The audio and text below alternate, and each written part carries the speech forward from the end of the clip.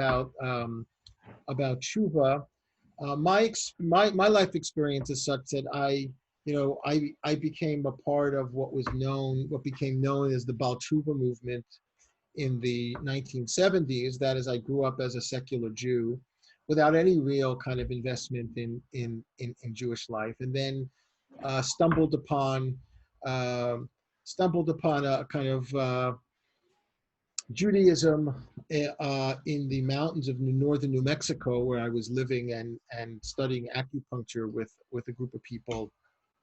I ended up making my way back to the East Coast and to Jerusalem. I spent many years living in Israel, and it's interesting to think about, the reason I mention this, is to think about the notion of Baal Teshuva and being identified in the religious world as a Baal Teshuva, and thinking about Teshuva as kind of the centerpiece of Rosh Hashanah. So one of the things that I thought about is that in some way, the word Teshuva, of course, means to return, but in many ways, for me, it's really about returning to a place that you've never been.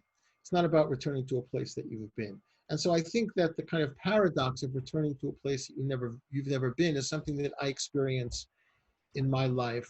And like a lot of people, probably like a lot of you, I've gone through many twists and turns, and I lived in the ultra-Orthodox world. I lived in the modern Jewish world. I lived in the kind of egalitarian world. I lived in the renewal world. I've kind of moved into very, different modal points of the Jewish spectrum throughout my adult life. And I think one of the things when I reflect back that stands as a centerpiece for me about Teshuva in my own life is a homily or a discourse by Nachman of Bratslav in his collected writings. And in this discourse, which is very, very long and complicated, he basically presents this idea of Teshuva as something that, if it's done well, if it's done deeply, if it's done sincerely, it really brings you to a certain place that you've never been before. And then when you look back to the place that you've been before, you realize that you now actually have to do Teshuva on the Teshuva that you did previously. In other words, that the consequence of repentance is that it brings you to a state of awareness that then makes you realize that the very thing that brought you to that state of awareness needs to be rectified. So you're in this constant process of doing Teshuva, and then if you do it well, you need to do Teshuva on the Teshuva, and then you need to do Teshuva on the Teshuva. So it's this kind of never-ending process of self-awareness, of coming to a state of self-awareness. And I think for me, having gone through so many different incarnations or manifestations or permutations of Jewish life, from being somebody who is ultra-Orthodox to being somebody who is very sympathetic to the settler movement, to being somebody who is very not unsympathetic to the settler movement, to being somebody who is, decided I was going to spend my life in Israel, to being somebody who then decided I was going to spend my life in the diaspora, to being a pro-Israelist, to being a critic of Israel. I mean, all of these things. And I think many of us have gone through this in either, I went through it in somewhat dramatic form, but people go through it in little ways.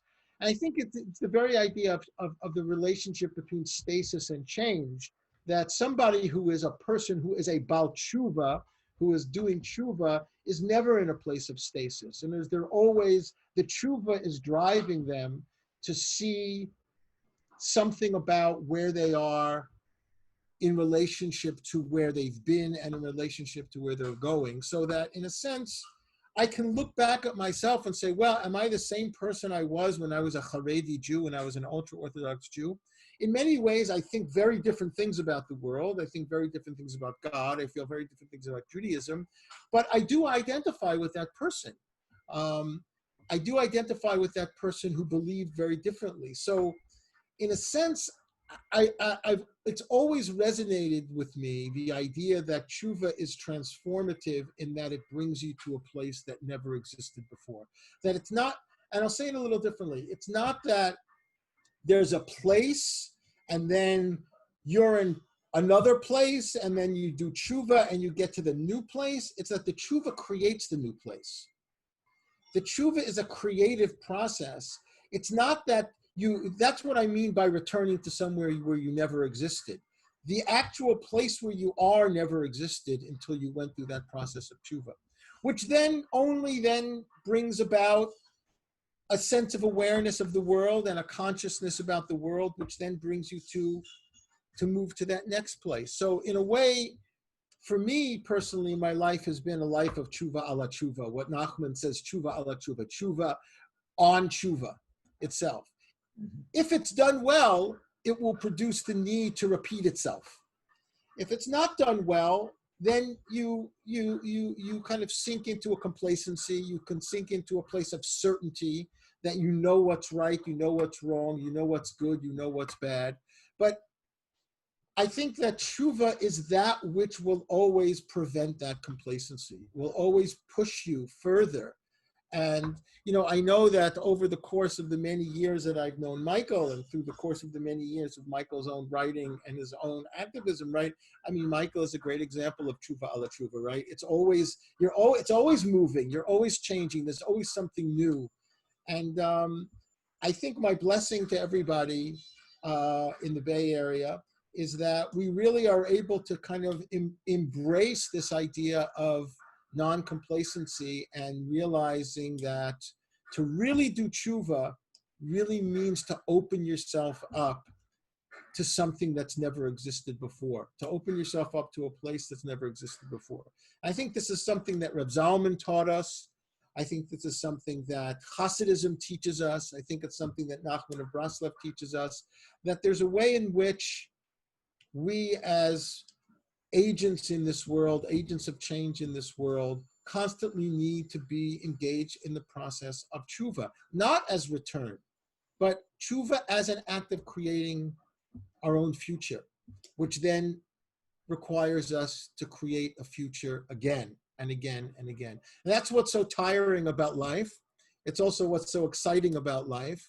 And to be able to be in a community where people are doing that together as a collective and talking about it is a real blessing. So I bless all of you to be able to have that tshuva ala tshuva. And just know that when you really do tshuva, you only get to some place that you're going to have to leave at some point.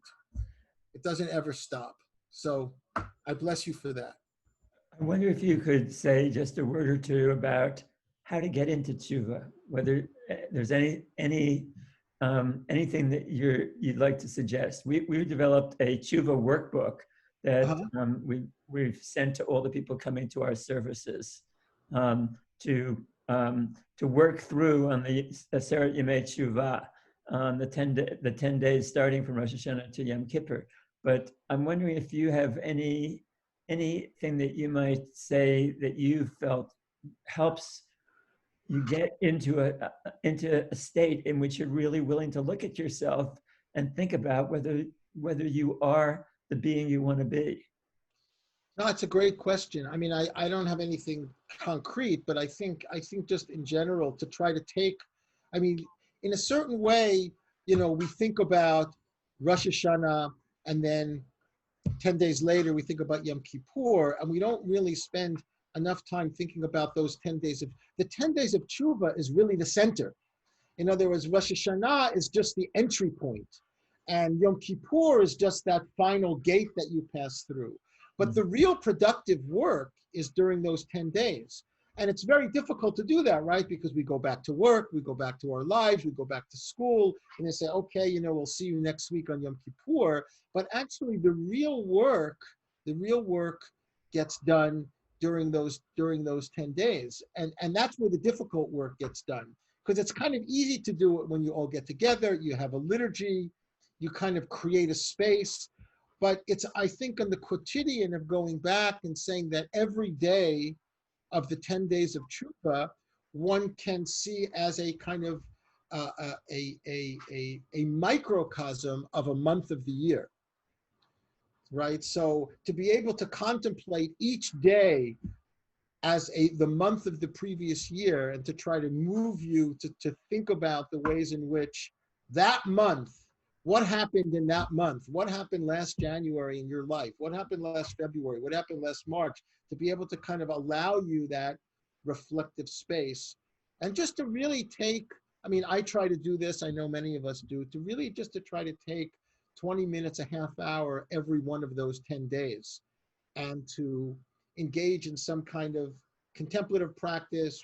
I mean, live in Vermont, taking a walk in the woods, taking a walk on the beach. Doesn't have to be necessarily formalized to be able to use that as a kind of reflection. And it's difficult. I know it's difficult to do, but I think it makes the entire experience much richer. It's kind of like Elul is the month of preparation, and then the 10 days of tshuva between Rosh Hashanah and Yom Kippur is really the kind of more intense application of that preparation. Mm. Great. Yeah. Great. Well, thank you very much for taking the time to share these reflections with us, and many blessings to you for Shana Tova. L'Shana Tova, we should continue to try to make a better world for ourselves and for people that are coming down the road, that are coming into existence, people that are being born today, people that are being born tomorrow. So thank you, Michael, for for doing what you've done for the last 4 decades, I guess it is almost at this point, with Tikkun Magazine and the Tikkun community. And I wish you all, I wish you all a Chag Sameach, and then break out and celebrate like crazy on Sukkot. That's really what it's about. Thanks so much. So I'm Okay. going to stop the